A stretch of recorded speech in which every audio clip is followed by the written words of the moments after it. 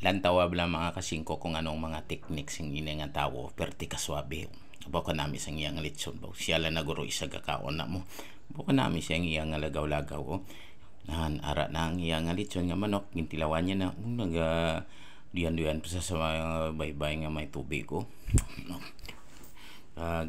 Iniguro ang iyang pamaagi pag nagkuha sa sang mga kahoy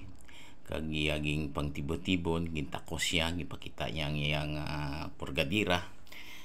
kaya na naglagari na sa gintakos siya ng iyang pambot ang iyang sakyan yung pangutod niya ng kahoy amo na naguro iyang himuon nga litsonan sa manok ay may butangan niya sang electric gear para tiyog ang ialitsunan sang manok baka maayo nga teknik ng mga kasingko pwede masunod kag hapos lang niya sundod ang ibutangan niya plastic ang ibutangan niya mga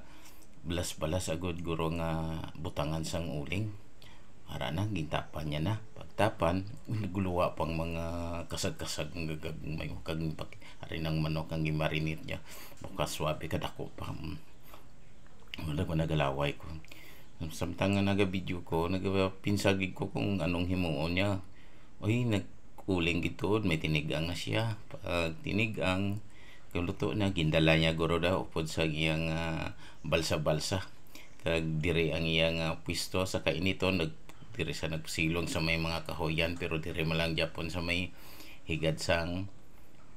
higad ni sang baybay mo higad sang baybay kami mga kahoy ni ara ng lechon ready niya na gipanudlan niya na sang mga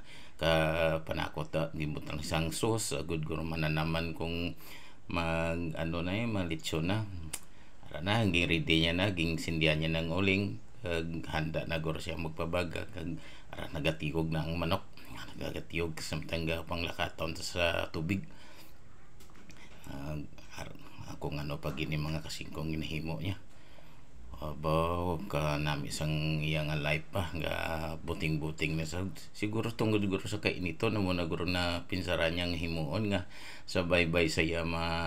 tripping nga litson ka magkaon-kaon ka mo ning guro ang iyan na dumduman ki matyago sa panahon niya guro pertig ni guro kainit ang gintudlo niya na kung diin sa makadto nga may handong dito ko sa may handong ay nagubra na sa ganit sang duyan pang iya to guro nga ging marinita mo man guro ging banyos niya mo guro magnamit ang sabor sang iya nga litson nga manok buka pula-pula sang litson niya nga manok galaway ko ba mo kabay pang hindi mo ba siya tag na guro sakon di ba kanami sang duyan niya kay galangoy isa sa tubig ara na handa na ging hiwa niya na pitsugin nguna niya kung nagutong sang obra niya kag ari pagido may mga panakot sa sawsawan ni gurong ginahapang ano niya kung sino da mamay maalam sino nga mga idea ni ti pwede nyo ni masunod kay ti katahom sang life niya litson lang sa higad sa baybay nga nagaisahanon samtang kaon sang litson enjoy man sa ko nami sang sawawan niya